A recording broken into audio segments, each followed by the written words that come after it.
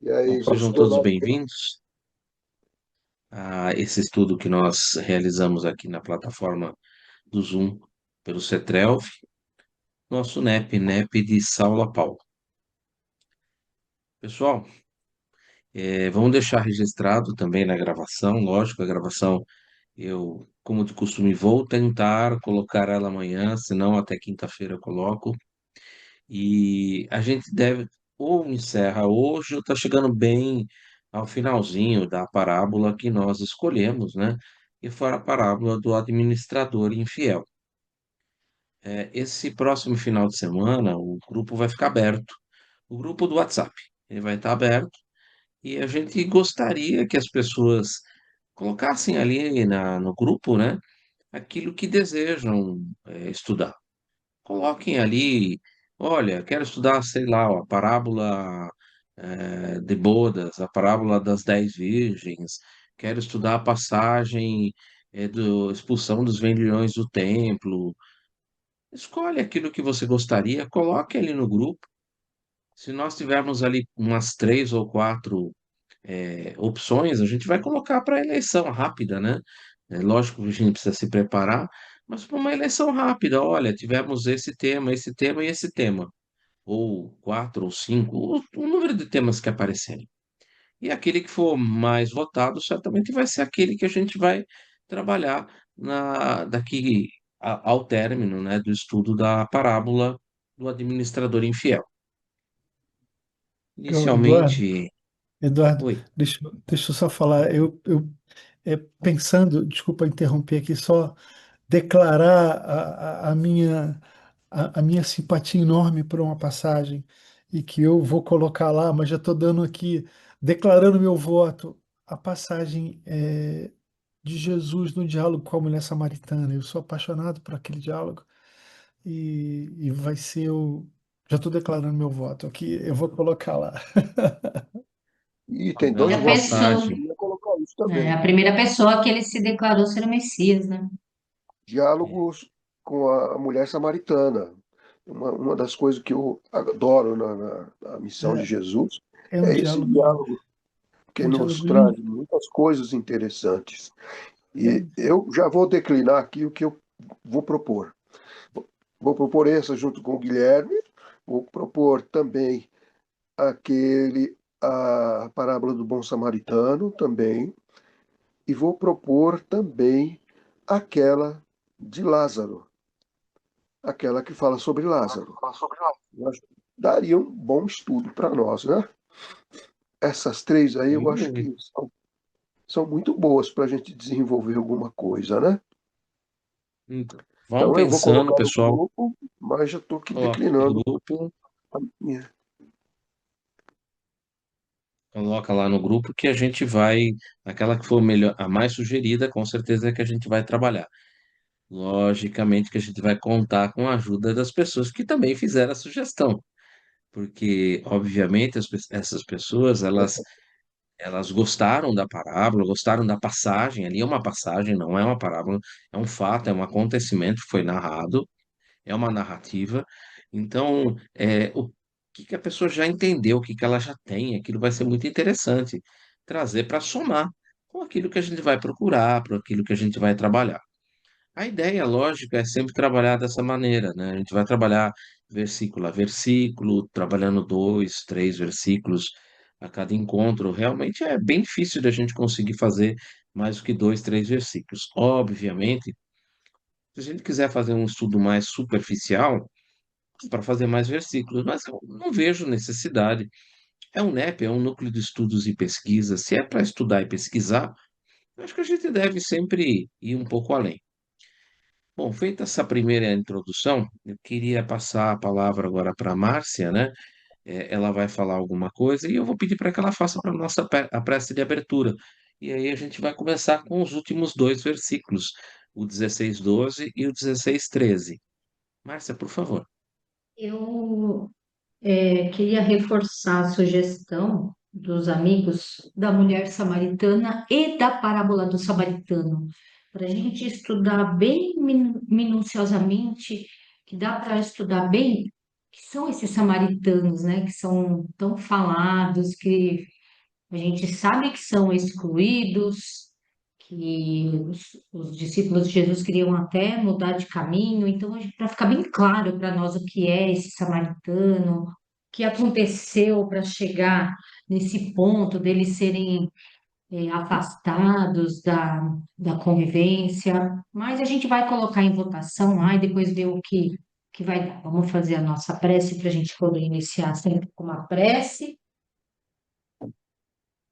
Então, vamos serenando os nossos corações, os nossos pensamentos, pedindo a proteção dos nossos mentores individuais, dos espíritos colaboradores de todos os estudos de NEP ou de outras denominações de estudos, que nos inspirem, que nos dê o esclarecimento necessário que estamos buscando, para a gente matar a nossa sede de conhecimento, de reflexões, pedindo também, mais uma vez, a Deus que nos proteja, nos cuide, a Jesus, que seja sempre a nossa inspiração para continuarmos nossa caminhada de reflexões, de aperfeiçoamento, nessa caminhada do bem.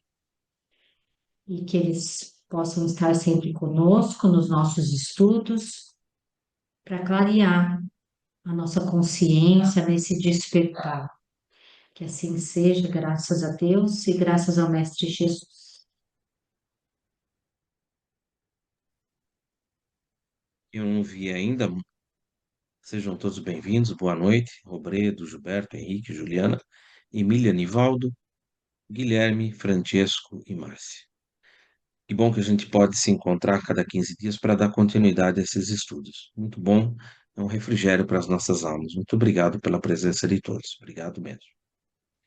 Nós estamos no nossa oitava aula, nosso oitavo encontro, encontro, né? Mas porque a gente aqui somos amigos, compartilhando entre amigos aquilo que a gente vai aprendendo. Há 15 dias atrás, a gente trabalhou um versículo que terminava, era um versículo que era uma pergunta, né? Feita por Jesus, porquanto, se não vos tornardes fiéis na mamão de justiça, quem vos confiará a verdadeira? Trabalhamos bastante sobre isso, falamos sobre esse mamão da injustiça, o que ele significava, o que que era trabalhar com mamão da injustiça, o que era a justiça verdadeira. E o versículo de hoje continua sendo uma outra pergunta de Jesus. E essa pergunta de Jesus, ela começa da seguinte maneira: E se não vos tornardes fiéis no alheio, quem vos dará o vosso? E se não vos tornardes fiéis no alheio, quem vos dará o vosso? Bom, a primeira coisa que eu gostaria de comentar é que tem no NetSearch, esse versículo, tem um comentário, e é um comentário que vem de uma nota de rodapé da Bíblia, de uma das Bíblias que foi ali colocada, né? E ele coloca o seguinte, é a Bíblia de Jerusalém. Ele diz o seguinte, a primeira, né, que quando ele coloca alheio, quer dizer um bem exterior ou homem a um bem exterior ao homem à riqueza. E quando ele coloca o vosso, ele coloca trata-se de bens espirituais que podem pertencer ao homem. E aí a minha primeira pergunta, já que é uma pergunta que está sendo ali nos apresentada, o que é esse alheio? Que seria se tornar fiéis no alheio? Alguém gostaria de começar trazendo para nós aí alguma ideia desse versículo? Se não vos tornardes fiéis no alheio, quem vos dará o vosso? Parece interessante quando você olha assim, é, o vosso, dá para nós o que é vosso. Parece uma coisa que exige algo antes. E é isso que eu gostaria de que que as pessoas que estão aqui no grupo, se alguém tem alguma coisa que possa aí trazer um pouco mais de luz para a gente. Isso daí antes de a gente começar o nosso trabalho, por favor. Esse alheio, ele seria assim, tudo que é nosso, mas não tudo que é nosso material. É tipo um trabalho, um estudo, mas o que é nosso que já vem com a nossa, com o nosso espírito. Então, seria assim, o nosso conhecimento, a nossa moral já adquirida até aqui, mais ou menos isso, ou eu falei o contrário? Bom ponto de partida. E aí, gente, o que mais? O que a Bom, gente pode. Alô? Oi? Alô?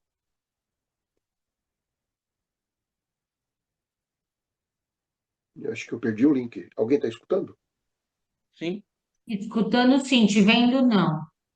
Eu acho que eu perdi uma parte do link aqui. Mas tudo bem, eu vou falar cegas mesmo. O que eu for falar não vem da visão, vem do coração. Então, o que eu penso é o seguinte: o que é que nós, o que é o que nós podemos dar? Nós podemos dar tudo aquilo que nós temos de bom. Podemos dar também aquilo que é e faz parte da nossa alma, ou seja, os nossos bens espirituais. O que é que nós podemos doar? Podemos doar isto. Muitas vezes, ele não está falando de espécie, ele está falando de bens que nós possuímos. Quais são os bens que nós possuímos? Os bens materiais e também os bens espirituais, que no caso é, na realidade, o nosso maior gabedal, né? É que nós adquirimos por diversas existências. Então, isso é uma coisa muito valiosa, né? E ali estão os nossos aprendizados. Todos aqueles aprendizados que nós passamos e conseguimos assimilar em nossos corações, trazendo para beneficiar as outras pessoas. Então, é isso que nós podemos doar. Podemos doar o nosso coração, ou seja, o bom do nosso coração, né? Os dons de nosso coração.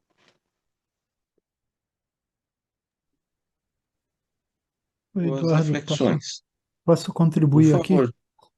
com o Opa, meu, vamos lá. Estão me ouvindo bem? Sem dúvida. O fiel, esse fiel no alheio me dá uma impressão daquilo que nós somos com relação aos bens de Deus. Somos fiéis depositários de bens que não nos pertencem, né? Que somos, é, digamos, usufrutuários no sentido de mobilizar esses bens em prol dos demais, aqueles que estão à nossa volta. Na verdade, eles não nos pertencem como posse, né? Não somos os possuidores, mas somos responsabilizados para dar um bom uso a esses bens. Fiéis depositários, né, no sentido mesmo, né? Eles não nos pertencem, mas o trato, a forma como nós lidamos com esses bens, nós nos candidatamos a ser possuidores, né? A ser adquirentes desses bens, na medida que a gente vai se aproximando também, nos afinizando com Deus. É como se fosse um teste, né? Um teste. Toma conta disso aqui. Se você corresponder, se você for responsável, se você for honesto, se você for correto, você se candidata a ser um adquirente, a possuir isso de uma forma definitiva. Mas, por enquanto, somos fiéis depositários no sentido do alheio. Esse foi um pouquinho do meu entendimento, Eduardo. Muito bom. Eu acho que a ideia, gente, é sempre a gente abrir o campo para a gente ver as primeiras noções, o que a gente ali está mais trabalhando, que aquilo repercute no coração da gente. O evangelho não pode ser um lugar para a gente ficar apenas conversando, colocando palavras para fora, mas tem que ser alguma coisa que toque. Se não vos tornardes fiéis no alheio. Bom, primeira coisa que a gente precisa lembrar quando a gente está falando disso daí é que ela está numa sequência e a sequência anterior ela já estava falando para nós que nós precisávamos que todos os bens que existem no mundo, tudo que foi colocado aqui no mundo material, é de posse de Deus. E nós somos apenas usuários. Tudo é meio para que a gente possa chegar a um determinado fim, para que a gente possa nos desenvolver. Qual o objetivo do desenvolvimento? Diz, é, nossa, deu uma embaralhada na língua, desculpa. A gente deve evoluir tanto intelectual quanto moralmente, e esse é o caminho que a gente deve trilhar. O caminho, ele é de desenvolvimento. E para isso a gente precisa dos bens do mundo. Nós, há alguns versículos atrás, nós conversamos que era necessário que a gente tivesse fidelidade no mínimo para que possa ter sido, nos fosse confiado o muito. Ou seja, aquele que não conseguia administrar o mínimo, não ia ter condições de administrar o muito. Para que a gente possa entender um pouco melhor o que eu estou querendo dizer, a gente vai precisar de alguns recursos da doutrina espírita. A doutrina espírita, quando nós estudamos lá no Livro dos Espíritos, quando nós falamos sobre o processo de desenvolvimento nosso como espírito imortal, nós temos algumas provas. E são provas que a gente vai vencendo e com isso vai adquirindo mais cabedal de conhecimento e vai evoluindo. E nós temos ali a prova da riqueza e a prova da pobreza. E a pergunta é: qual dessas provas vem primeiro? A prova da pobreza ou a prova da riqueza? Nós podemos então responder, eu vou responder diretamente isso, porque isso é matéria que está dentro do Livro dos Espíritos e da matéria que também foi trabalhada dentro do Evangelho segundo o Espiritismo. Obviamente, como colocada por Allan Kardec, a prova da riqueza é bem mais difícil.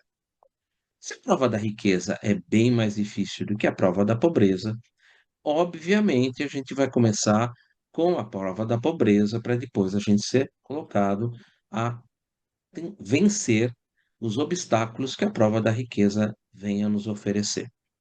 Por isso que, normalmente, quando nós vimos lá na parábola, lá no início da parábola, se não vos tornardes fiéis no mínimo, quem vos confiará o muito? Ora, se a gente tem dificuldade para trabalhar até mesmo com o pouco no mundo material, como que a gente vai conseguir trabalhar com o mundo? A gente pode acabar trocando os pés pelas mãos. A gente já pode acabar nos complicando muito mais. Então, normalmente, se a gente pegar e lembrar lá a parábola de Minas ou a parábola dos talentos, que são muito parecidas, nós vamos ver ali que para alguns foi concedido ali uma quantidade de talentos muito maior, o que configuraria até uma certa riqueza de posses. Para outro foi concedido uma quantidade mediana e para outro foi concedido apenas um talento. Ou seja, ele tinha recursos bastante limitados. Então, da mesma maneira, aquele que tinha mais talentos, ele poderia trocar os pés pelas mãos e poderia perder tudo, poderia ter se complicado, mas normalmente, num processo normal, podem haver erros, podem haver problemas, podem errar o alvo. Mas quando você confia em alguém que já tem uma certa experiência, essa experiência conta bastante. E isso faz com que os bens no mundo possam ser melhor multiplicados e possam atender a muito mais pessoas. Atender ao próximo, aos mais próximos e aos próximos dos próximos. Ou seja, é possível que isso realmente reverbere de uma maneira muito produtiva. Ali a gente viu que aquele que tinha pouco, na verdade, ele não conseguiu administrar nem aquele pouco. Ou seja, mesmo dentro de limitações do mínimo, ele tinha dificuldades. E aí o que que se fez? Se retira, porque o bem não pode ficar ali sem uso, vamos dizer assim, sem produção. E isso é dedicado àquele que já tem mais fartura, para que possa alimentar mais gente, para que possa trazer recursos para mais pessoas. Então, obviamente, aquele que tinha um e não conseguiu administrar, ele vai ser reconduzido à escola, ao processo reencarnatório, para que ele possa ir adquirindo experiência, para que ele possa ir adquirindo confiança, para que ele possa começar a administrar o pouco, para que depois ele possa dar conta do muito.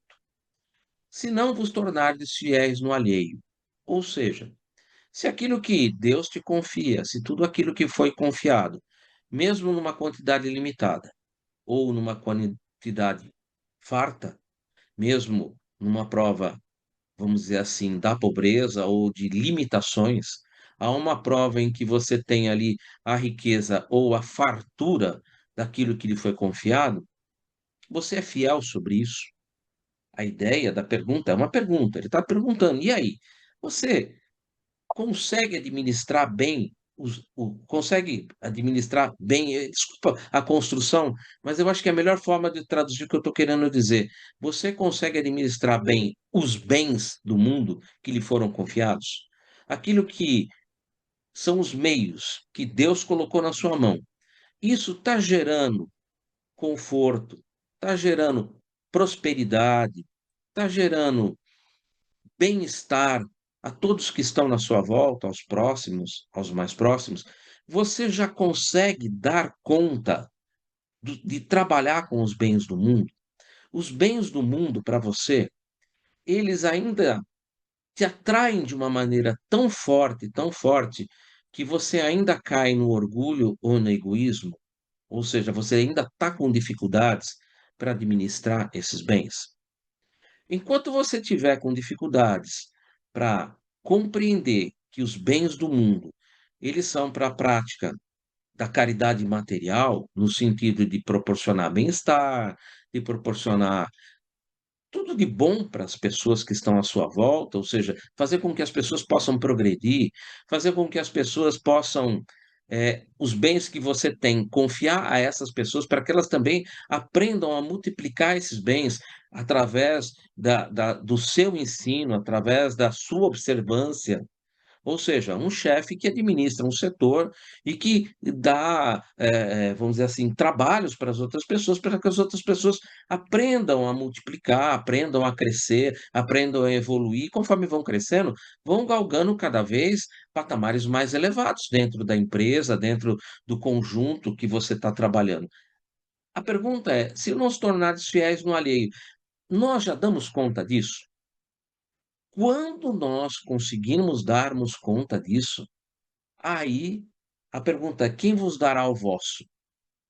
A gente só pode confiar para as pessoas, ou seja, Deus, ele pode colocar na mão das pessoas a fé, a esperança, ela pode colocar na mão das pessoas a disciplina, o aprendizado, mas estes dons, que são os dons do Espírito, para você administrar esses dons, seria muito importante que primeiro você aprendesse a administrar aquilo que lhe foi confiado. A gente precisa lembrar que quando isso segue uma regra natural. Se a gente for lembrar, a nossa primeira revelação, ela fala de como viver no mundo. A primeira revelação é viver no mundo. A segunda revelação, que elas são progressivas, vem Jesus nos apresentar a imortalidade da alma, ele patenteia isso, ele morre na cruz e ressuscita, entre aspas, essa palavra, no terceiro dia e fica ali, patenteia, né, a imortalidade da alma, e ele nos apresenta um Deus que é soberanamente justo e bom. Essa ideia foi apresentada por ele. Na sequência, nós temos a doutrina espírita, o Consolador Prometido. O que que o Consolador Prometido faz? Ele nos apresenta o mundo espiritual e como é essa vida no mundo espiritual. Ou seja, todo um processo progressivo. Você não consegue chegar na terceira revelação, no Consolador, sem que você tenha. A gente sempre fala assim, né? Se você não tem nenhuma visão, não tem nenhum nenhuma aproximação com o Velho Testamento, é muito difícil de você entender o Novo Testamento, a Boa Nova, e, logicamente, até mesmo a próprio Consolador, porque se é um processo que é sequencial, que tem uma progressividade, se você não entende lá a raiz do processo, é difícil de você compreender o resultado final. Então, é todo um processo progressivo, em que há ali, primeiro, viver no mundo, depois, aprender que você é um espírito imortal, aprender que existe um Deus que é soberanamente justo e bom, e depois, um outro processo que vem falar para você: olha, a casa lá, o mundo espiritual, ele é assim, ele funciona dessa maneira, existem leis, existe um código penal da vida futura, existem todo um arcabouço de regras, um arcabouço de leis que constituem essa vida no mundo espiritual. Então, tudo de uma maneira progressiva. E aqui é a mesma coisa, né? Ele começou falando do mínimo, depois queria se confiar ao muito, e aí agora ele volta na mesma, é uma sequência de perguntas, e nessa sequência de perguntas ele volta no mesmo ponto. Olha, se você conseguir se tornar fiel naquilo que eu estou te confiando, que é o alheio, que é de Deus, o alheio é que é de Deus, que está sendo emprestado, como é que você vai querer depois conseguir administrar aquilo que você, o vosso, a fé, a esperança, o aprendizado, o servir, como é que você vai trabalhar com isso? Você vai ter dificuldades. Imagine o seguinte, eu vou dar exemplos. Eu vou dar um exemplo que eu acho que vai traduzir perfeitamente o que que ele quer dizer com isso. Eu vou pegar a pessoa Francisco Cândido Xavier. Nosso irmão Chico, ele era fiel no alheio? Extremamente fiel no alheio. Muito fiel no alheio. Ele conhecia os meios materiais.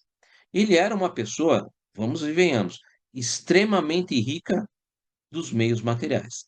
Riquíssima, porque todas as 600 e poucas obras que foram publicadas, elas gestavam dinheiro.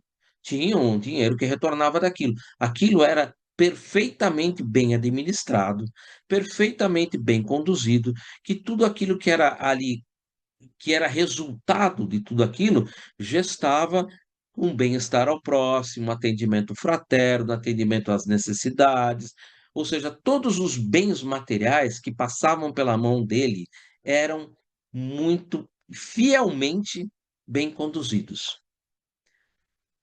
Quem vos dará o vosso? Chegou um momento em que ele tinha conhecimento e ele detinha potencial para despertar a fé, para despertar a esperança, para despertar a disciplina e o aprendizado. Aproxima-se dele Emmanuel, e o que que Emmanuel pergunta para ele? Que se ele quisesse ir agora para que ele desenvolvesse o que era dele e que pudesse isso levar fé, esperança, principalmente disciplina, aprendizado, o que que Emmanuel fala para ele? O que que ele precisava? Disciplina, disciplina, disciplina. Que ele tivesse disciplina, que ele tivesse força de vontade, que ele tivesse controle agora sobre aquilo que ele iria entregar para as pessoas. Há uma passagem, inclusive, dentro do, do Novo Testamento, que fala sobre esses recursos espirituais, né? Dizendo que o uso mal desses recursos, né? Ou seja, se a luz que há em ti não forem trevas, quão grandes serão essas trevas? Se essa luz, se esse conhecimento, se isso que é o vosso, se você utilizar ele de maneira incorreta, isso pode gerar para você grandes problemas. E a gente consegue ter uma ideia do que é essa ideia do gerir o vosso de uma maneira incorreta, ou melhor, de uma maneira que não é de acordo com aquilo que Jesus, de acordo com o que Deus espera da gente, é só a gente avaliar o livro Libertação e avaliar o caso do irmão Gregório.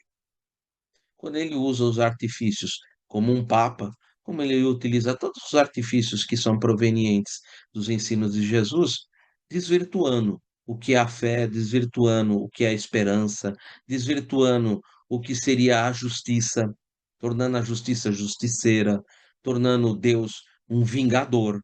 Então, tudo isso a gente precisa tomar muito cuidado. Quem vos dará o vosso?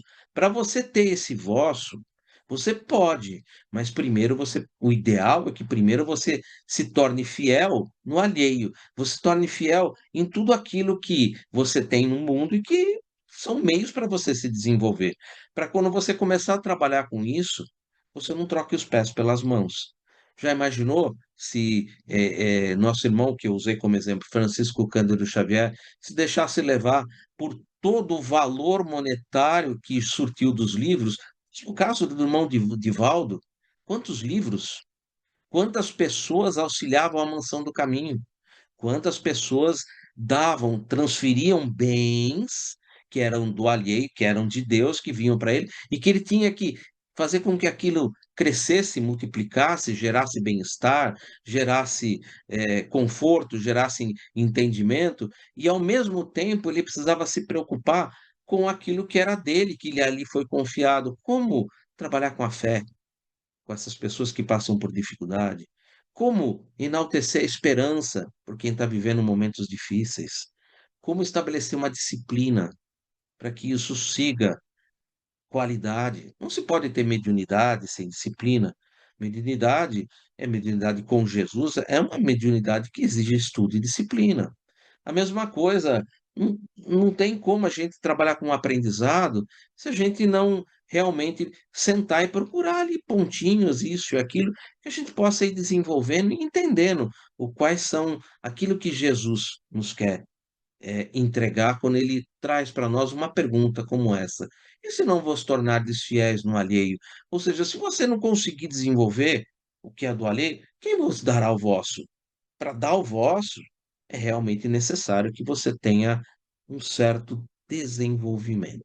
Eu não sei se eu me fiz entender, lógico, eu fiz um roteiro e eu vou depois dar uma lidinha no roteiro para vocês, porque eu acho que o roteiro pode às vezes trazer até um pouco mais de luz ao que eu estou querendo dizer. Eu acho que eu já vou fazer a leitura do roteiro rápida, porque ela é bem pequenininha, e aí eu abro para a gente fazer os comentários e vocês colocam o que vocês, as dúvidas ou os pontos que vocês acham que merece um pouco mais de reflexão. Deixa eu compartilhar a tela aqui rapidinho. E eu acho interessante a gente dar uma olhada no roteiro, porque uma coisa é eu escrever, outra coisa é eu falar, né? E se não vos tornardes fiéis no alheio, quem vos dará o vosso? Esse versículo é uma poderosa mensagem sobre a responsabilidade que temos com o Espírito encarnados. Tudo na Terra é um empréstimo divino. A forma como utilizamos o nosso corpo, os nossos talentos, isso foi proposital, tá? Os nossos bens e as nossas oportunidades da vida, que é o alheio, é a prova da nossa maturidade espiritual. Se formos fiéis e zelosos nessa administração passageira, demonstraremos a capacidade e o mérito para adquirir o verdadeiro e eterno patrimônio do Espírito vosso, o verdadeiro e eterno patrimônio do Espírito, aquilo que você edifica dentro de você mesmo. É o reino de Deus ou as pessoas preferem a reforma íntima, tudo bem, é o reino de Deus que não vem com aparências exteriores, mas que está dentro de cada um de nós, que são as virtudes, começando principalmente com a humildade, né? O conhecimento e a felicidade duradoura. Se, ao contrário, formos infiéis e egoístas no alheio, retardaremos nosso próprio progresso, não receberemos as qualidades e bênçãos que só podem ser conquistadas pela vivência das leis divinas. Lógico, se a gente age com egoísmo, com orgulho, lembra que eu falei da primeira bem-aventurança, né, da humildade? A primeira de todas, a gente já fracassa daí, né? Vejamos o que podemos mais destacar nesse versículo, né? E se não vos tornardes fiéis no alheio, no alheio. A vida e seus recursos são empréstimos divinos, como eu já disse, né? Tudo o que possuímos na terra é alheio, ou seja, não nos pertence de forma absoluta e definitiva. Nosso corpo físico, nossos talentos, os bens materiais que administramos, as oportunidades que surgem, até mesmo as pessoas com quem vivemos, seja com filhos, pais, esposos, amigos, são empréstimos. Lembra, a gente faz aqui uma carta de vida, algumas pessoas chamam de projeto reencarnatório, e todo mundo ali assume um compromisso, né? Seus recursos São recursos e experiências que nos são concedidos por Deus através da lei da reencarnação e da providência divina para o nosso aprendizado e progresso. Se não vos tornardes fiéis no alheio, voltando, fidelidade na administração dos préstimos divina. Então, o que significa ser fiel no alheio? Como se justifica essa fidelidade? Falei um pouco sobre isso. Dei como exemplo, inclusive, o próprio Chico. Dei como exemplo, inclusive, o próprio Divaldo. Mas a gente pode ir mais longe. Coisa simples. Não vamos nem pegar nem Chico nem Divaldo, porque a gente está tão longe, né?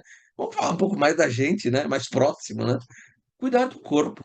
Utilizar o corpo físico com respeito, como um templo do espírito, sem abusos que o destruam, vícios e excessos. Desenvolver talentos, não desperdiçar ou enterrar os talentos e a inteligência recebidos, mas cultivá-los e colocá-los a serviço do bem. Administrar bens materiais, usar os recursos materiais com parcimônia, sem esbanjamento. Nós temos parábolas que nós estudamos a respeito disso, mas também sem avareza, temos parábolas com isso. Compartilhando com os necessitados e investindo no progresso geral. Viver os relacionamentos com amor. Tratar as pessoas com quem nos relacionamos, familiares, amigos, colegas, com respeito, amor e caridade, cumprindo os deveres mútuos. Comece pelo bom dia. Aproveitar as oportunidades, não ser negligente com as oportunidades de aprendizado e de serviço que a vida oferece. Aceitar as provas, enfrentar as dificuldades com resignação e fé. Provas e expiações escolhidas na erraticidade. Projeto reencarnatório, carta de vida, como preferir. Compreendendo o seu caráter educativo. Somos infiéis na gestão desses empréstimos, não honramos a confiança divina. Se somos infiéis na gestão desses empréstimos, não honramos a confiança divina. Quem vos dará o vosso? E aí finaliza. O vosso refere-se ao patrimônio imperecível que o espírito constrói para si, mesmo ao longo das existências, utilizando-se dos meios que nos foram concedidos através do empréstimo do alheio. É a verdadeira riqueza que é a conquista assimilada, tornando-se parte integrante de nossa individualidade espiritual. Isto inclui virtudes morais, começando, lembra que eu falei, começando lá pela humildade, resignação, mansuetude, paz, perdão, indulgência, misericórdia, pureza de coração e pacificação. Amor, caridade, humildade, paciência e sabedoria que são desenvolvidas e incorporadas. Todos os 7 degraus do desenvolvimento das virtudes. Conhecimento adquirido, a compreensão das leis divinas, da vida e do universo que se tornam parte da nossa inteligência. A doutrina espírita, ela trabalha muito sobre isso. Capacidades do espírito imortal, o desenvolvimento das faculdades depositados em germe, em vossos deuses. Todos nós somos mais ou menos médium, como Kardec nos apresenta, a intuição, a lucidez e o aprimoramento do perispírito. Isso também nós somos capazes de realizar com o avanço intelectual e moral. Paz de consciência, a serenidade que advém da retidão e do cumprimento dos deveres. Isso é tão bonito, né? Quando a gente está com consciência tranquila, né? Quando a gente tem retidão que fizemos, cumprimos todos os deveres, né? Liberdade e felicidade espiritual. A real e duradoura liberdade e felicidade que só podem ser alcançadas pela evolução moral e intelectual do espírito imortal. Não há dádivas gratuitas no sentido de merecimento espiritual. Isso nos leva a refletir que quem vos dará o vosso implica que ninguém nos dará aquilo que não conquistarmos por mérito próprio, desenvolvimento de virtudes e tudo mais. As virtudes, o conhecimento e a paz são nossos quando os ganhamos através do trabalho e da fidelidade no uso do alheio. Se não cultivarmos a fidelidade na terra, como poderemos esperar receber as qualidades intrínsecas e o progresso espiritual que dependem desta fidelidade? Existe um livro, Escultores de Almas, que faz um comentário de Emmanuel a respeito desse versículo. E se no alheio não fostes fiéis, quem vos dará o vosso? Lucas 16, 12. E o título é Onde Estivermos, ou seja, onde quer que nós estivermos, ali onde As pessoas às vezes falam assim, onde Deus nos coloca. Eu diria que é onde a nossa carta, o nosso projeto reencarnatório eu diria que a providência divina nos traz para que a gente possa ali naquele local, com aquelas pessoas, com aqueles recursos, com aquilo que nós pedimos, que a gente possa aqui realizar o nosso máximo e crescer o melhor possível. Então, onde estivermos, o homem frequentemente dispõe de recursos maiores ou menores que pertencem à administração de outros homens. Lembra que eu falei sobre o chefe e os operários? Foi daí que eu tirei, lógico, né?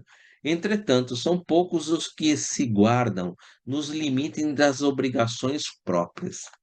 Imensa maioria, sob pretexto diversos, invadem, embora cortesmente, achei bonito isso, a área de trabalho pertencente a outros companheiros, para usufruir vantagens que não lhes dizem respeito.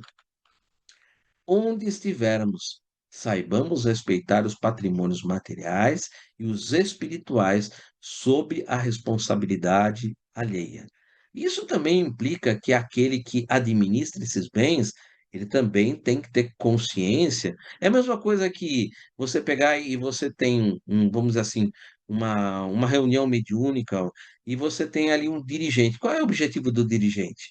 É que ele tenha ali a responsabilidade de não permitir que haja esses avanços sobre aquilo que aquele ou aquele outro tem mais capacidade para dar conta, né? Então, onde estivermos, sabemos respeitar os patrimônios materiais ou espirituais sobre a responsabilidade alheia.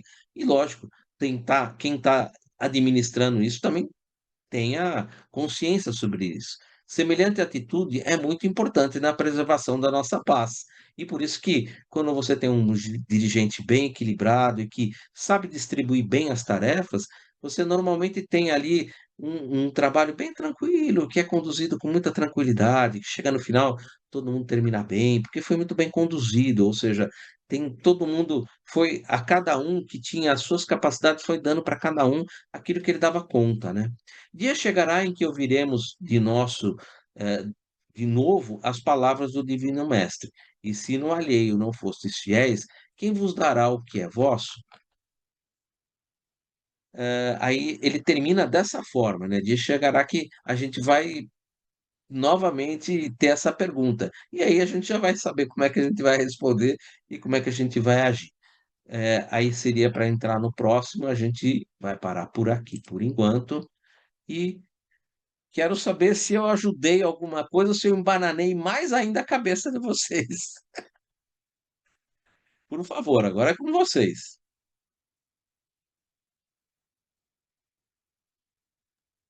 Eu acho que o Francesco está Alô? com a mão levantada ali. Fala aí, Francesco. Opa, o microfone não estava abrindo. Olha, eu acho que, Edu, você nos deu uma base excelente para tecer os nossos comentários.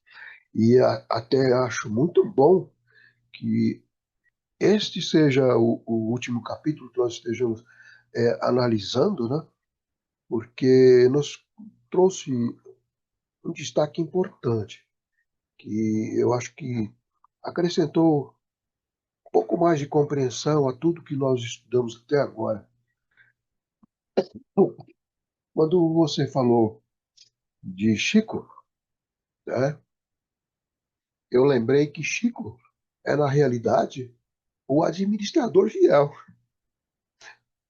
Tanto ele como o Divaldo, né, são os modelos de administradores fiéis. Em tudo, porque eles nunca ficaram com nenhum tostão para eles. Me lembro muito bem que o Chico era o tempo todo é, perturbado pelo seu pai, pelos seus irmãos, para que pegasse um pouco daquele dinheiro que era amealhado das doações, ou então dos livros que estavam começando a ser vendidos, para sustentar a família. E eu me lembro até que em uma ocasião ele falou para o pai dele: Olha, eu não vou pegar nenhum tostão. Sabe por quê? Ele falou: Que não são meus. Ele falou. são daqueles que fizeram o trabalho. Eu não escrevi nada, ele falou. Eu apenas registrei. Fui o veículo para que a mensagem chegasse a todos. Então, não acho justo amealhar um bem que não me pertence, que é alheio a esses irmãos que vêm aqui colocar suas ideias, distribuir as suas orientações e que servem a todos os necessitados. Então, jamais eu justificaria isso, não teria como justificar. Então, e isso é muito do Chico, né? Dele falar que não dá para ele justificar uma coisa dessa, porque o caráter dele é impoluto. Impoluto. É firme e rígido no seu caráter, nas suas disposições. Tanto Divaldo como ele. Cada um cumpriu a sua missão de um jeito, mas todos eles tiveram a oportunidade de ver muitos bens materiais passar pelas suas mãos, sem pegar um tostão. Então, veja bem, se a gente não terminasse esse trabalho falando dos administradores fiéis que conhecemos, eu acharia uma injustiça. Mas chegamos lá, né? Chegamos lá, estamos falando também de outras coisas que você nos trouxe, que são aquelas questões do coração, aquelas questões que são os nossos troféus, né, na nossa vida, que nós adquirimos com muito suor, sacrifício e trabalho, nos transformando em alguma coisa melhor, né? Nosso trabalho não foi em vão, assim como os nossos irmãos também não trabalharam em vão. Eles conseguiram realizar cada um a sua missão. E a nossa missão como espírito é justamente essa. Nós, como atribuídos administradores infiéis, temos que tomar isso como uma grande lição, porque nos serve de correção na nossa estrada. Enquanto nós estivermos com o coração pulsando e dispostos a trabalhar, devemos trabalhar por isso, não só para distribuir as benesses que nos foram passadas às mãos, mas também receber aqueles que vêm reclamar um pouco de assistência, que vêm reclamar um pouco de amor e também nos traz, às vezes, a clareza de pensamento, porque nesses embates é que nós acendemos as nossas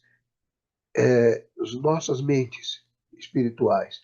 Ali começa a piscar a luz em cima do alqueire, começa a brilhar e se espalhar sobre todos aqueles que necessitam.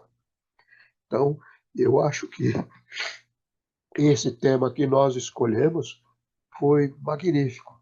Nos deu toda essa oportunidade de olharmos com bastante atenção para o que nos foi passado, que é uma coletânea, né, na realidade, né, Edu?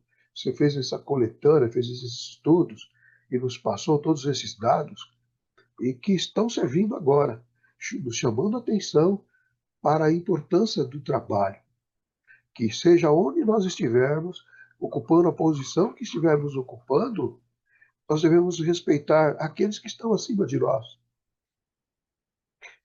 porque eles receberam essa missão e nós há de segui-los e complementar o trabalho. Então, quando Bebe água, trabalhamos seu Francesco, bebe uma água. como administradores fiéis, tentando ser administradores fiéis, nós sentimos que estamos aprendendo, que precisamos de muitas correções e precisamos fazê-las no dia a dia. Quantas pisadas de bola que a gente dá no dia a dia, né? Então, achei muito interessante esse estudo. Nossa, foi magnífico. Muito obrigado. Perfeito. Só um comentário interessante, gente, que quem vos dará o vosso, como vocês citaram, e a gente citou como exemplos, né, dos administradores mais fiéis que a gente pode ter assim, lógico, no momento que a gente está falando, nós falamos aqui do Francisco Cândido Xavier e do Divaldo. Quando entra nesse quem vos dará e quem vos dará o que é vosso. Lembre-se que para que eles começassem a escrever os seus livros, enaltecendo a fé, a esperança, trazendo cartas consoladoras, trazendo refúgio para os corações, trazendo informação, aprendizado, quanto que o Chico escreveu que depois jogou fora. E quanto que o Divaldo escreveu, que depois que ele tinha uma pilha dessa altura de papel, a Joana falou para ele: queime tudo, Clima. todo aprendizado. Porque, gente, não é assim, não, tá? Para que quem vos dará o que é vosso, para a gente poder administrar o que é nosso, a gente precisa ter experiência, precisa desenvolver experiência. E é isso que ele está falando. A gente precisa primeiro aprender a trabalhar com o alheio, para depois a gente poder aprender a trabalhar o que é realmente ao nosso em prol do próximo. E não em prol de nós mesmos, para acontecer como aconteceu com o nosso irmão Gregório lá no livro de Libertação. Então, isso é muito importante, muito legal. Márcia, por favor. É, a finalidade de um estudo, a finalidade do NEP, do Miudinhos, qualquer estudo dos nossos irmãos evangélicos, católicos, enfim, é nos fazer refletir e analisar a aplicabilidade no nosso dia, daquele estudo, daquele exemplo, daquela parábola. E do versículo 1 até mais ou menos, deixa eu ver aqui, o versículo 9, está sendo descrito para nós a ação daquele administrador, né? O que ele fez aí, que ele foi, que alguém, o Senhor chamou e falou: "Ó, o que é isso que eu ouço a teu respeito, né? Que a gente falou que foi o despertar da consciência dele, que entregou ele. Então, até mais ou menos o versículo 9 são as ações, os atos que esse administrador foi fazendo, que nos demonstrou que ele era um administrador infiel, né? O 9 termina e eu vos digo: fazei amigos para vós mesmos, do mamão da injustiça, para que recebam nos tabernáculos. Enfim, daí em diante, são versículos que vêm fazer o quê? Vem nos trazer reflexão. Então, até o 9 nós conhecemos a história. Do 10 em diante, vem trazer a reflexão para nós, para a gente aplicar no nosso dia a dia. E você, está sendo administrador fiel ou infiel? Você está administrando melhor os seus bens materiais ou os seus dons, seus talentos, os seus bens espirituais? Então, do 10 até o final, nos convida a refletir e a nos questionarmos o que nós estamos fazendo, como nós estamos sendo administradores. Porque a gente conheceu a história de um infiel e agora a gente vai começar a pensar o que eu, Márcia, estou fazendo. Eu estou servindo a Deus, eu estou servindo a Mamon. E a finalidade do estudo é esse, né? A gente refletir, isso foi bom para mim, isso eu vou aplicar, isso eu já estou aplicando, isso eu não estou. Que o conhecimento é bom, é ótimo, mas a aplicabilidade, o Evangelho de Jesus era um evangelho de ação, de movimento, e a gente tem que lembrar dessa aplicação, refletir, tirar as conclusões e aplicar. Eu gostei dessa sequência da.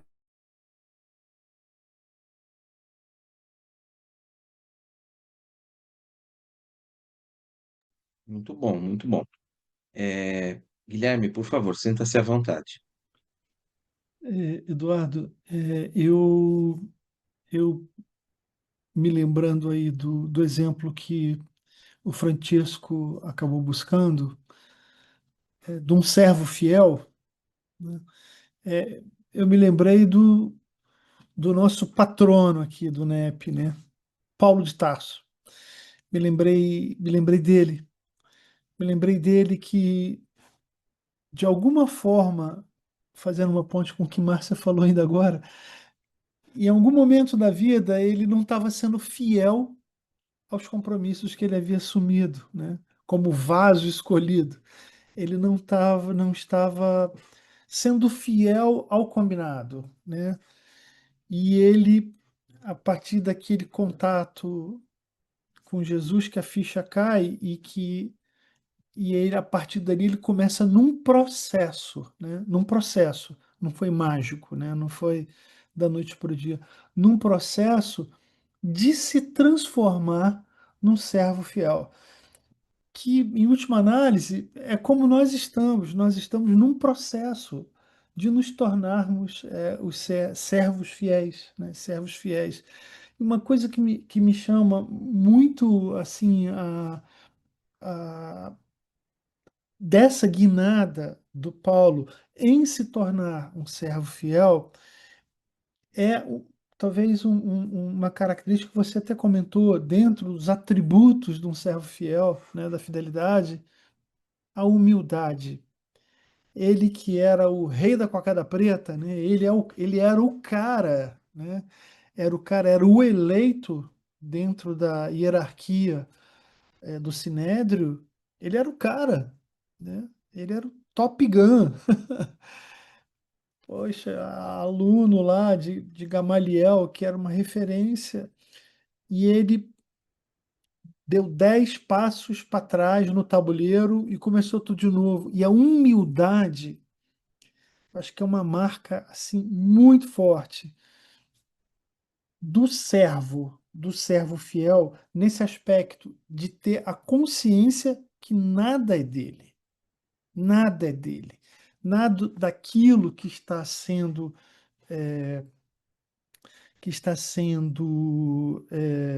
ali colocado ao dispor não é dele, mas é a dispor de todos, né? Isso me chama assim, tem uma coisa que me encanta no Paulo, é essa guinada que ele dá, né? Que não é fácil, né? De você estar lá no topo, na perspectiva de uma vida, né? Da vida material, com certeza, dá 10 passos na casa, 10 passos para trás, começa tudo de novo e fala: agora eu vou por aqui. E eu acho que é uma baita referência de fidelidade, né? Desse compromisso, dessa responsabilidade, dessa perseverança. Ele apanhou um bocado, ele foi duro na queda, né? Eu acho que ele é um exemplo assim de fidelidade em tudo, porque com certeza ele, ele não só comeu o pão que o diabo amassou, talvez nem tenha comido, nem o pão talvez ele tenha comido, né? Sofreu um bocado, mas foi fiel. Foi fiel até o fim. Eu acho que é uma baita referência para a gente também se inspirar como um servo fiel.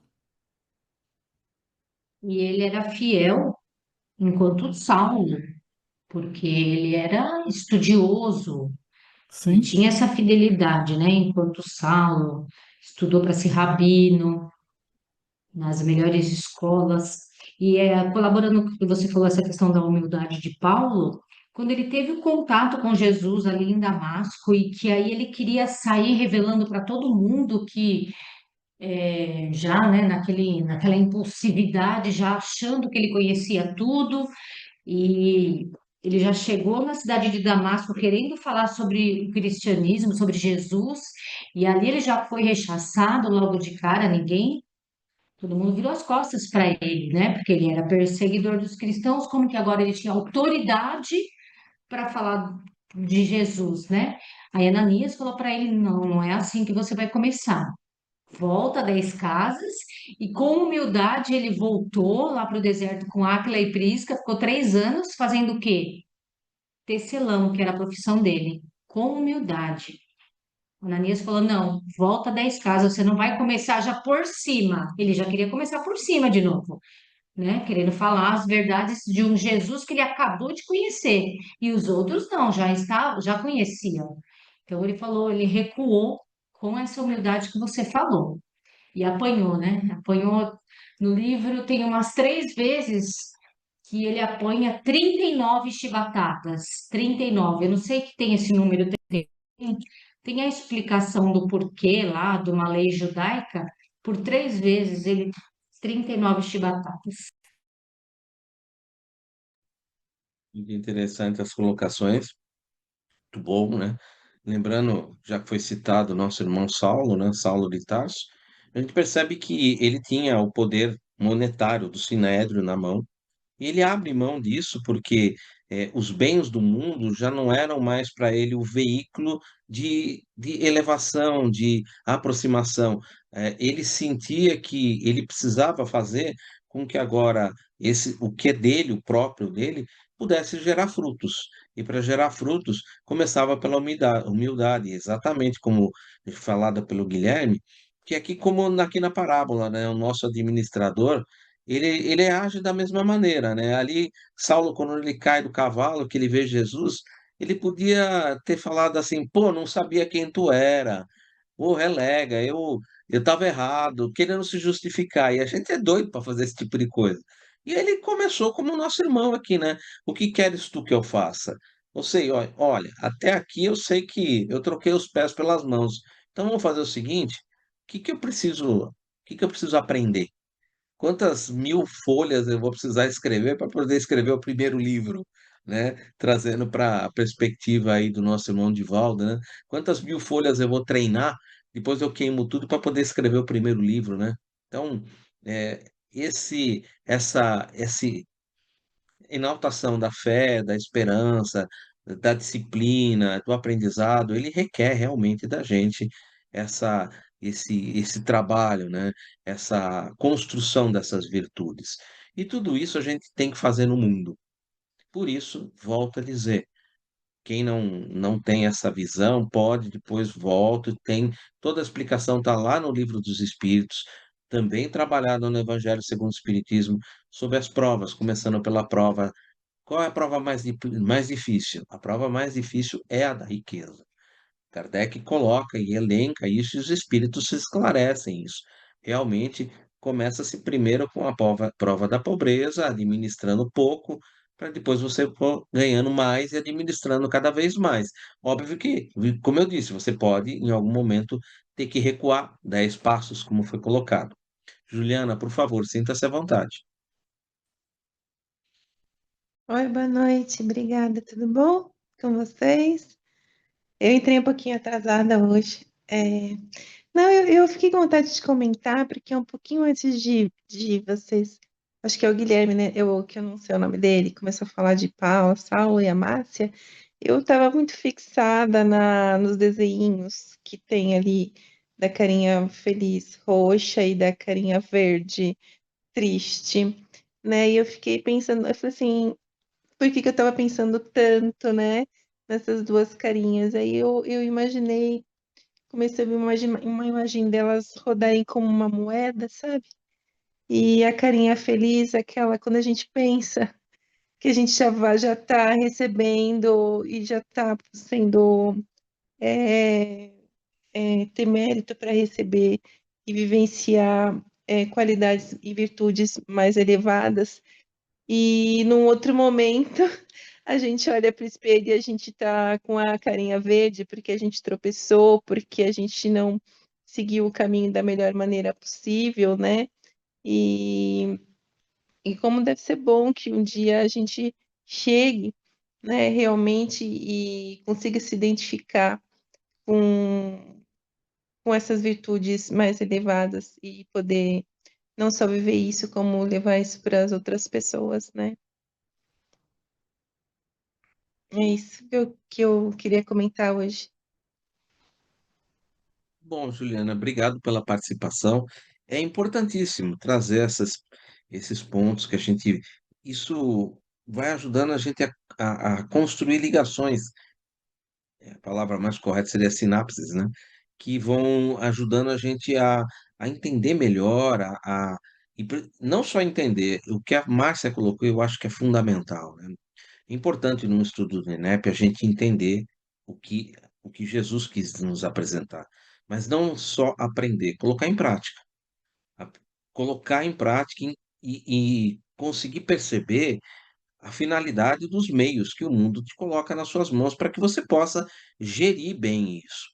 Eu sei que há dificuldades, todos nós temos dificuldades, todos nós ainda temos algo que vai ser comentado um pouco mais adiante, que é o apego, por isso que não se pode servir a Deus e a Mamão, não dá para servir, porque o apego realmente ele desestrutura, é um dos pontos que desestrutura, não só o apego, com algumas outras coisas que a gente vai comentar no próximo versículo, que vai fazer o fechamento disso daqui.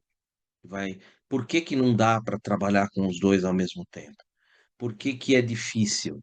Então, por que que o convite é primeiro se tornar fiel no alheio?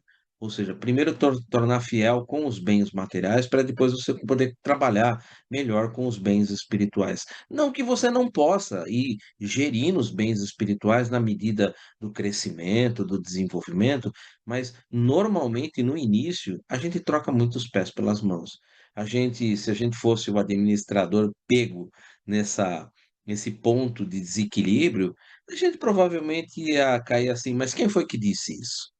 Não é bem assim, é mentira, sabe? Teve uns probleminhas e a gente vai querer se justificar. A gente ainda está muito preso nessa linha, né? E é um desenvolvimento natural, tá, gente? É totalmente natural, não vejo nada de irregular nisso. É óbvio que a gente vai aprendendo e a gente vai se instruindo e vai corrigindo aos poucos, tirando primeiro as pedras menores para depois trabalhar com as pedras maiores. Natural, é natural. Um Saulo de Tarso, ele não chegou ali por um acaso. Há um processo reencarnatório que certamente constituiu a personalidade Saulo ali encarnada aquela persona Saulo ali encarnado, mas que trazia de muitas encarnações anteriores já recursos que já foram ali utilizando uma palavra que foi muito utilizada hoje, amealhados, né, conquistados, né, em encarnações anteriores, com o trabalho com os bens do mundo, com o trabalho sobre os bens espirituais, ou os bens que nos são as nossas verdadeiras propriedades, ou seja, já existia todo ali uma construção. Isso não acontece por um acaso, não existe um salto. A gente vai se desenvolvendo. Francesco, você gostaria de colocar mais alguma coisa antes de passar a palavra para ti? Nós não vamos conseguir fechar, lógico, o 16:13. O 16:13 é um versículo que foi muito trabalhado por Allan Kardec, inclusive porque tem no próprio Evangelho segundo o Espiritismo. A gente pode, antes de abrir, como a gente vai fazer uma eleição, como a gente vai escolher um novo tema, a gente pode, no nosso próximo encontro, discutir sobre o tema que a gente vai trabalhar e abrir para uma discussão final sobre o 16:13. Não vai ser uma discussão longa, tá, gente? Porque, como eu já disse, esse capítulo ele foi muito trabalhado no Evangelho segundo o Espiritismo e existem pelo menos umas 6 comentários de Emmanuel, e tem comentários de uma Joana de Ângeles, tem comentários de Emmanuel sobre esse último versículo. Ou seja, ele é um versículo muito comentado, tem muita coisa. Então, obviamente, eu vou deixar isso como uma lição de casa para o pessoal. Dá uma olhada nesses comentários, Nap Search, leia os comentários de Emmanuel. Veja o que Emmanuel comenta. Veja o que Joana de Ângeles comenta sobre esse versículo. O comentário de Joana de Ângeles é hors concurso, já vou antecipando. E dá uma pesquisada no próprio NapSearch sobre o próprio Evangelho segundo o Espiritismo, que vai trazer para a gente muita luz sobre isso. E aí, nosso próximo encontro, a gente abria comentando sobre a nossa escolha, a gente vai fazer a eleição, e a gente faz um comentário final sobre o 16:13, só para que ele não ficasse sem ser estudado, afinal de contas é um NEP, faz parte da parábola que vocês escolheram, então que nós escolhemos, não é vocês, pelo amor de Deus, nós escolhemos, que eu também votei por ela, então todos nós escolhemos essa parábola, então ela é o último versículo. E a gente dá uma passagem rápida sobre ele, e aí já se prepara, né, para fazer no nosso outro encontro já a inicialização, já nos preparando do tipo, vamos trabalhar com a passagem da mulher ali, da mulher samaritana do poço, né? Que a gente já vá, olha, é importante que a gente verifique isso, verifique aquilo, já vai dar pelo menos um esboço para as pessoas que estão aqui no grupo irem ali pegando, fazendo as suas primeiras ligações, as suas primeiras anotações, para quando a gente se reunir já ter mais possibilidade de interação, para a gente interagir um pouco com mais facilidade. Eu acho que isso é muito legal e é algo bem, como o próprio Evangelho, né? Ele é bem cadenciado, né? Eu comecei falando muito, trazendo muitas coisas, e eu queria que aos poucos a gente pudesse, as pessoas trazendo também. Não, eu vi um comentário de Emmanuel, eu vi isso, vi aquilo, e isso me enalteceu tal coisa. Eu acho isso muito bacana. Eu acho que a gente ganha muito com isso, muito mesmo, porque cada um vai trazendo ali um ponto muito interessante. Ah, Francesco, vou passar a palavra para ti. Tu tem 4 minutos para falar e fazer o encerramento para a gente não atrasar, por Eu vou favor. tentar falar em dois, viu? Que senão vai queimar o nosso filme. É o seguinte, eu queria O, só fazer Só a alguns última coisa. complementos. Ah, Quem, se você não, alguém quer fazer o encerramento, eu passei para ele, mas tem alguém que está intuído ó, e gostaria de passa pro fazer? Robredo que ele não fez nada hoje, tá sem trabalhar ali naquele É canto. verdade, o Roberto não falou nada. Vou passar para ele fazer o Não, encerramento. é que a É, minha Robredo, internet você não hoje está escapa não. travando. A minha internet hoje está dando pau, está travando toda hora, por isso que eu não participei. Foi só isso. Vamos lá, todo mundo tem que trabalhar, Robredo. Essa é a boa obra. Então, eu só queria juntar mais alguns pontinhos sobre Paulo. Não esqueçamos como aconteceu, o despertar dele, né? Não esquecer que depois de ele ter mandado matar o próprio cunhado, né, Estevão, né, ele carregava isso na consciência, porque perdeu também a sua noiva, que era irmão de Estevão, e nessa perseguição aos apóstolos de Jesus, ele chegou na porta de Damasco, né? Foi onde aconteceu a queda dele do cavalo. Ele ficou cego por aquela luz, teve aquele diálogo com Jesus, e Jesus não falou para ele: por que que você matou tanta gente? Falou: por que me persegues, Paulo? E Paulo disse, não tinha o que dizer, né? Porque como ele ia justificar o que ele estava fazendo? Não tinha mais sentido aquilo, né? Mas ele tinha aquilo como propósito. E não esqueçamos que Paulo era o príncipe do Sinédrio, né? Ele era o cara encarregado de resolver as faturas, né? Então, ele é conduzido para dentro de Damasco, depois de diálogo com Jesus, vai à casa do caminho, é levado à casa do caminho, chega lá cego e Ananias o recebe. Ananias, então, trata dele e depois de alguns dias ele volta a enxergar. Daí ele cai em si. Ele fala, mas o que eu estou fazendo, né? Olha o que as pessoas estão fazendo aqui, atendendo a essas pessoas necessitadas, tem pessoas de todos os lugares, e eles tratam todo mundo como irmão. O que eu fiz? Então, o processo de Paulo, da reconstrução de Paulo, começa aí, nesse momento, e que culmina com a recuperação da visão dele. E ele, depois de tudo isso aí, ele não era tecelão profissional. Não, ele foi aprender esta profissão para poder ganhar o seu sustento. Mas ele não foi para qualquer lugar, ele foi para o meio do deserto, sozinho, e lá ele fazia o seu trabalho. E ficou sendo conhecido por vender os seus tapetes. Então, esse é o novo Paulo, o Saulo, né? O Saulo que perseguia e que agora é Paulo. Então, o processo de reconstrução íntima dele, né, que ele fez e nos mostra, mais uma vez, dentro da doutrina, que todos nós precisamos passar pela reconstrução íntima, fazer a nossa reforma íntima. Senão, não vamos chegar a lugar nenhum, né? Seriam pérolas jogadas ao vento. É isso.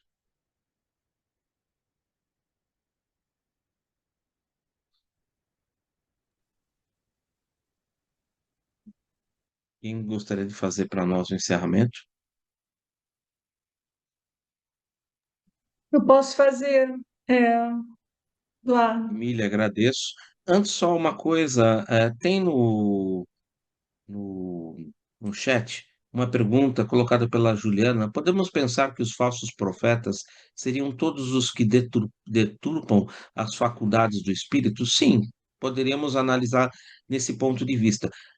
Óbvio que tem mais, tá? É por isso mesmo que há no Evangelho segundo o Espiritismo um capítulo todo ele dedicado à passagem de haverá falsos cristos e falsos profetas. Eu recomendo dar uma olhada também no Evangelho segundo o Espiritismo, porque a resposta sim aqui ela é muito diminuta. Ela tem um potencial maior de explicação e não seria só essa deturpação, há mais coisas, por isso que a gente reconhece esse árvore pelos seus frutos, e inclusive está dentro desse capítulo. Juliano, eu acho que vale a pena, além da resposta, caminhar também com o conhecimento que nos é apresentado ali no Evangelho segundo o Espiritismo, tá? Eu acho que vai clarear um pouco mais o nosso entendimento. Por favor, Emília. Em primeiro lugar, agradecendo a oportunidade de nós estarmos aqui mais essa terça-feira e temos avançado nesse estudo que efetivamente tem sido muito esclarecedor e pedindo a inspiração dos nossos mentores individuais para que a gente possa trazer todas essas mensagens que a gente recebeu e fazer as conexões necessárias com as nossas realidades individuais para o nosso aprimoramento. Como Jesus falou, quando dois ou mais estiverem em meu nome, ali estarei, que a gente possa estar com a presença de Jesus em nossas vidas, em nossos sentimentos, em nossos pensamentos e atitudes. Pai nosso que estás no céu, santificado seja o vosso nome, venha a nós o vosso reino, seja feita a vossa vontade, assim na terra como no céu. O pão nosso de cada dia nos dai hoje. Perdoa as nossas ofensas, assim como nós perdoamos a quem nos tem ofendido. E não nos deixeis cair em tentação, mas livra-nos, Pai, de todo mal. Que assim seja.